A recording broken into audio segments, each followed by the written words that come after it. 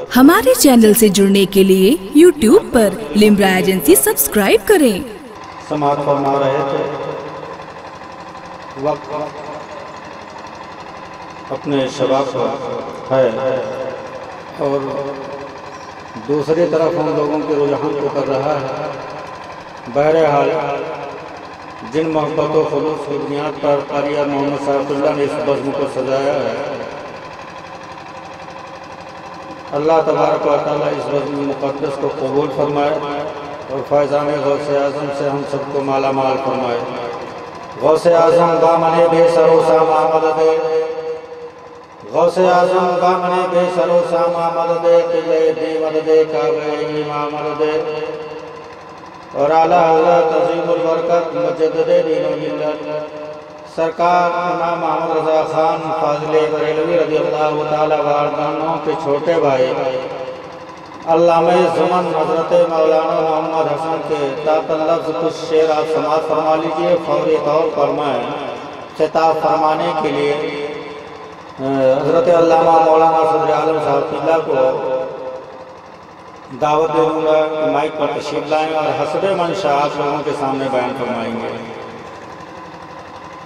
अल्लामा ज़मान हज़रत मौलाना मोहम्मद हसन इरशाद फरमाते अर्ज़ करते हैं, अशीरों के मुश्किल कुशा गौसे आज़म, अशीरों के मुश्किल कुशा गौसे आज़म, फ़कीरों के हाजत रमा गौसे आज़म और हुए चोर अबदाल ना बीना बीना।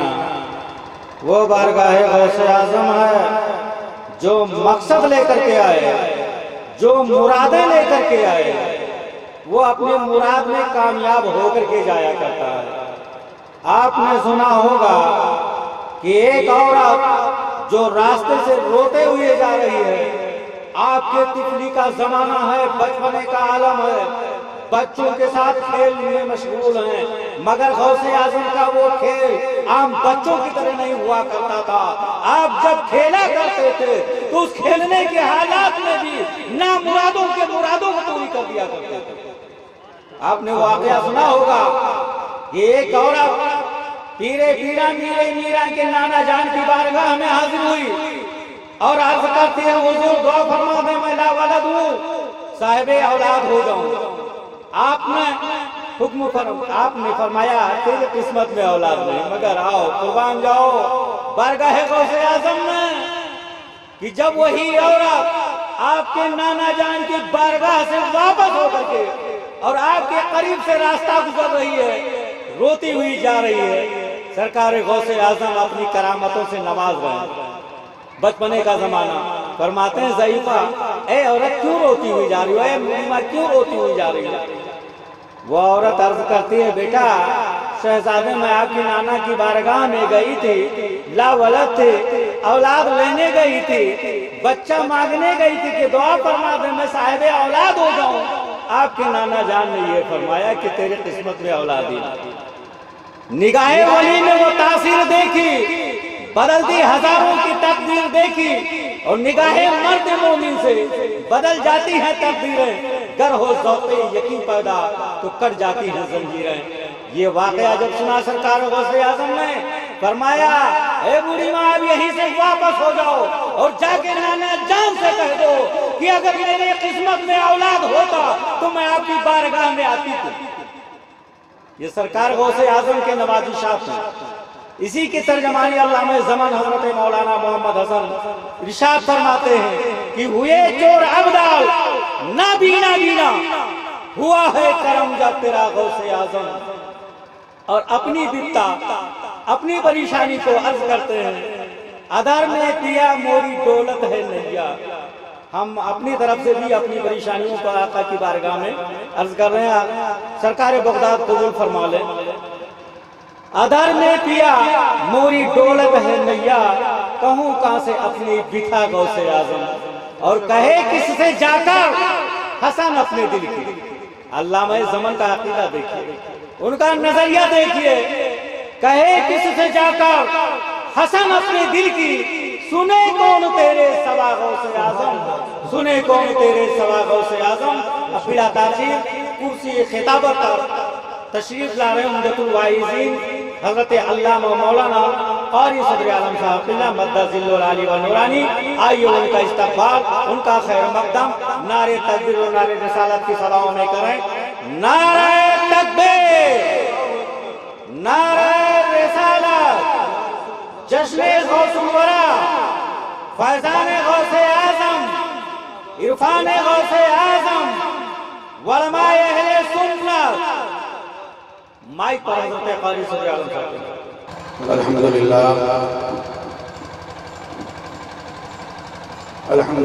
نحمده ونستعینه ونستغفره ونؤمن به ونتوکل علیہ ونعوذ باللہ من شرور انفسنا ومن سیئات اعمالنا، من یهده اللہ فلا مضل له ومن يضلل فلا هادي له، ونشهد أن لا إله إلا الله وحده لا شريك له، ونشهد أن سيدنا ومولانا محمدا عبده ورسوله.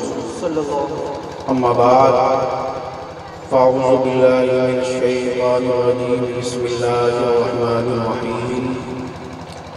ألا إن أولياء الله لا خوف عليهم ولا هم يحزنون الذين آمنوا وكانوا يتقون. صدق الله مولانا العظيم وصدق على رسوله النبي الأمين المتين الكريم، ونحن على ذلك لمن الشاهدين والشاكرين، والحمد لله رب العالمين. فقال الله تبارك وتعالى في شأن حبيبه: إن الله وملائكته يصلون على النبي يا أيها الذين آمنوا صلوا عليه وسلموا تسليما. اللهم صل على سيدنا وعلى آل سيدنا شفيعنا مولانا محمد معدن الجود والكرم وآله وبارك وسلم. صلوا عليه صلاة وسلام عليك يا رسول الله، صلاة وسلام عليك يا حبيب الله صلى الله تعالى عليه وسلم. عزیزانی ملت اسلامیہ، یہ عقیدت کی محفل ہے. آج اس عقیدت کی محفل کو غوث اعظم سے تعلق ہے. دل لگا کر کے بیٹھیے، غوث اعظم کا کرم ہوگا اور آپ کی اور ہماری زندگی ہوگی ایک نگاہ غوث اعظم سے. ہماری دنیا بھی سبز بھی اور آخرت بھی بنے گا. محب گرامی جناب حافظ قاری یار محمد صاحب صلی اللہ مدذل العالی و نورانی نے بزم غوث اعظم کو سجایا ہے. اللہ تعالیٰ ان کے قلوب کو منور مجلہ فرما دے. اور ہم لوگوں کی حاضری ہو رہی ہے اس بزم غوث اعظم میں. اللہ تعالیٰ بزم غوث اعظم کے صدقے طفیل میں ہمارے بھی اور تمام حاضر و ناظرین کے قلوب کو منور و مجلہ فرمائے، ایمان و عقیدے میں پختگی عطا فرمائے. جلسہ جلوس کرنے کا مقصد بھی یہی ہوتا ہے کہ اس میں دین کی کوئی بات ہو، دین کا ذکر ہو، جس ذکر کو سن کر کے مومنین کے ایمان اور عقیدے میں سدھار پیدا ہو، پختگی آئے. اور یہ تو آج سراپا عقیدت سے لبریز محفل ہے، اور یقیناً عقیدت کا تعلق دل سے ہوتا ہے. اور جب انسان کسی سے عقیدت کرتا ہے تو دل کی گہرائیوں سے کرتا ہے، اور دل سے جو بات نکلتی ہے اثر رکھتی ہے، پر نہیں طاقت پرواز نظر رکھتی ہے. تو آپ بیٹھیے، دل سے آواز نکلے گی، غوث اعظم کے در تک پہنچے گی، اور انشاءاللہ ہم بھی کامیاب ہوں گے اور آپ بھی کامیاب ہوں گے. اعلیٰ حضرت نے غوث اعظم کہ مقام کے اوپر جو آپ نے قلم اٹھایا ہے اور جو غوث اعظم کے مقام کو، ان کی فضیلت کو، ان کی عظمت کو بیان کیا ہے، میں سمجھتا ہوں کہ اگر پوری دنیا مل کر کے بھی اگر ایک شعر کا جواب دینا چاہے تو میرے خیال میں پوری دنیا مل کر کے غوث اعظم کی شان میں جو ایک مصرع اعلیٰ حضرت نے کہہ دیا ہے اس کا جواب نہیں آ سکتا۔ اور بات بھی ہے جو جیسا آدمی ہوتا ہے ایسوں کو پہچانتا ہے۔ کوئی نیتا ہے تو نیتا کو سمجھتا ہے، کوئی پروفیسر ہے پروفیسر کو سمجھتا ہے، کوئی ڈاکٹر ہے تو ڈاکٹر کو سمجھتا ہے، کوئی عالم ہے تو علم والوں کو سمجھتا ہے، کوئی قاری ہے تو دوسرے ہم منصب کو سمجھتا ہے۔ تو یہ اعلیٰ حضرت کی ذات بابرکات ہے۔ غوث اعظم کو سمجھا اور سمجھنے کے بعد آپ نے زبان کھولی تو کیا ارشاد فرمایا، یوں ہی کوئی غوث اعظم کا دیوانہ نہیں ہوتا، یوں ہی کوئی غوث اعظم کی نظر و نیاز میں اپنی زندگی کو نہیں گزارتا ہے، عقیدت میں نہیں گزارتا ہے، بلکہ غوث اعظم کو کوئی منصب ملا ہے، اس منصب کے اعتبار سے اسے چاہتا ہے۔ اعلیٰ حضرت نے ارشاد فرمایا کہ واہ کیا مرتبہ اے غوث ہے والا تیرا، واہ کیا مرتبہ اے غوث ہے والا تیرا، کہ اونچے اونچوں کے سروں سے قدم آلہ تیرا۔ ذکر بھی کیا تو قدم پاک کا، سب سے جو نیچے والا حصہ ہے اس کا ذکر فرمایا، سر کا ذکر نہیں، زبان کا ذکر نہیں، آنکھوں کا ذکر نہیں، ناکوں کا ذکر نہیں، کلیجے کا ذکر نہیں، سینے کا ذکر نہیں، ہاتھ کا ذکر نہیں، جسم و جسمانیت کا ذکر نہیں، بلکہ طلبے کا ذکر فرمایا۔ سبحان اللہ۔ ارے جس کے طلبے کا یہ جواب، یہ کمال ہے، جس کے طلبے کا یہ مقام ہے تو اس کے جلوے کا کیا مقام ہوگا؟ جب طلبے کا یہ عالم ہے کہ اعلیٰ حضرت نے ارشاد فرمایا کہ واہ کیا مرتبہ اے غوث ہے بالا تیرا، کہ اونچے اونچوں کے سروں سے قدم اعلیٰ تیرا، اور سر بھلا کیا کوئی جانے کے ہے کیسا تیرا، سر بھلا کیا کوئی جانے کے ہے کیسا تیرا، ہم اولیاء ملتے ہیں آنکھیں وہ ہے تلوہ تیرا۔ سبحان اللہ۔ طلبے کا یہ مقام ہے تو جلوے کا کیا مقام ہوگا؟ طلبے کا یہ مقام اعلیٰ حضرت نے بیان فرمایا تو جلوے کا مقام اعلیٰ حضرت کی نگاہوں میں غوث اعظم کا کیا ہوگا، ان کی ولایت کا مقام کیا ہوگا۔ عزیزان ملت اسلامیہ، وقت کا جب امام بولتا ہے تو ایسا بولتا ہے کہ زمانہ جھک جائے، زمانہ پیروکار ہو جائے، زمانہ دیوانہ ہو جائے۔ اس لیے اعلیٰ حضرت نے ارشاد فرمایا کہ سر بھلا کیا کوئی جانے کے ہے کیسا تیرا، اولیاء ملتے ہیں آنکھیں وہ ہے تلوہ تیرا، اور وہ کیا دبے جس پہ حمایت نہ ہو پنجہ تیرا۔ سبحان اللہ۔ وہ کیا دبے جس پہ حمایت نہ ہو پنجہ تیرا، ہم شیر کو خطرے میں لاتا نہیں کتا تیرا، شیر کو خطرے میں لاتا نہیں کتا تیرا۔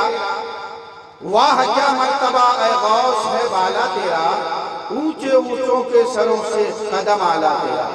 عزیزان ملت اسلامیہ، غوث اعظم کی محفل میں آپ بیٹھے ہوئے ہیں، اپنے دل کو یہ کہہ کر کے سمجھا دو، اپنے دل کو یہ کہہ کر کے اسے مطمئن کر دو کہ تم جن کی محفل میں بیٹھے ہوئے ہو صرف بیٹھے ہی نہیں ہو، اگر ان کا کرم ہو جائے تو بغداد سے ہی ایک نگاہ اٹھا دے تو تم ان کے سامنے بھی موجود ہو اور تمہارا کہنا بھی وہ سن رہے ہیں۔ اس لیے جب کوئی بات اچھی معلوم ہو، بھلی معلوم ہو تو سبحان اللہ، ماشاءاللہ، الحمدللہ کہے، اس لیے کہ ہم سے زیادہ مقامات، ہم سے زیادہ نیکیاں آپ کو زیادہ مل رہی ہیں۔ وجہ اس کی ہے میں بول رہا ہوں، اللہ تعالیٰ مجھ کو نیکیاں دے رہا ہے، لیکن آپ کا یہ مقام ہے کہ آپ یہ علماء کی زیارت کر رہے ہیں تو بھی نیکیاں مل رہی ہیں، سرکار غوث اعظم کی محفل میں بیٹھے ہوئے ہیں تو بھی میں نیکیاں مل رہی ہے، سبحان اللہ الحمدللہ کہہ رہے ہیں پھر بھی نیکیاں مل رہی ہے۔ مطلب یہ ہے کہ آپ کو بیٹھنے کا بھی عوض دیا جا رہا ہے، کہنے کا بھی عوض دیا جا رہا ہے، اور علماء کی زیارت کا بھی عوض دیا جا رہا ہے۔ ہر اعتبار سے آپ مجھ سے افضل ہیں، لیکن یہ تو اپنے اپنے قسمت کی بات ہے، کس کو کیا ملا یہ مقدر کی بات ہے۔ تو عزیزان ملت اسلامیہ، ابھی خطبہ مسنونہ کے بعد بڑی جلدی میں بیان کروں گا، اس لیے کہ ہمارے بعد ہندوستان کے مشہور و معروف خطبہ تشریف فرما ہے۔ میں سب سے پہلے آ گیا ہوں تاکہ آپ کا میں ایک مجاز بنا دوں، زیادہ دیر آپ کا نہیں لوں گا، بلکہ ایک مجاز بنا دوں گا، پھر اس میں رونق آ جائے گی۔ ہمارے جید علماء اور بہترین تقریر کرنے والوں سے آپ خطاب نایاب سنیں گے، اپنے قلوب کو نمو و مجلہ کریں گے۔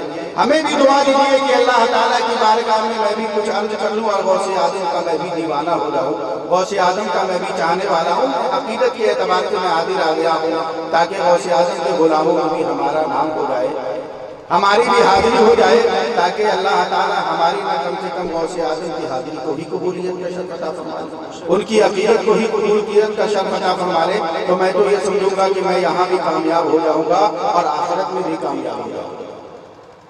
ابھی آیت کریمہ میں نے پڑھا ہے،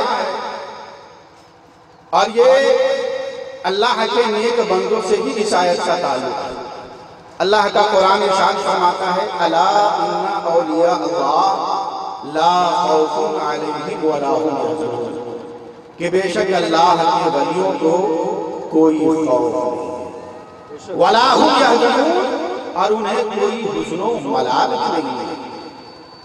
اب یہ اللہ کا قرآن کہہ رہا ہے اور آپ سن رہے ہیں، میں پڑھ رہا ہوں، آپ کے ذہن و دماغ میں یہ بات ہوگی، یہ سوچ رہے ہوں گے کہ آخر وہ جماعت کون سی ہے کہ اسی درمیان اسی دنیا کے اندر ہے، اسی زمین کے اوپر ہے، اسی آسمان کے نیچے ہے، اور انسانی شکل و شباہت میں ہے، انسانی رنگ و روپ میں ہے، انسانی لباس میں ہے، بشری لباس میں ہے، لیکن اللہ کا قرآن اس کے لیے ارشاد فرماتا ہے کہ جو اللہ کے ولی ہو جاتے ہیں ان کو کوئی خوف نہیں ہوتا، کوئی غم نہیں ہوتا ہے، کوئی حزن و ملال نہیں ہوتا ہے۔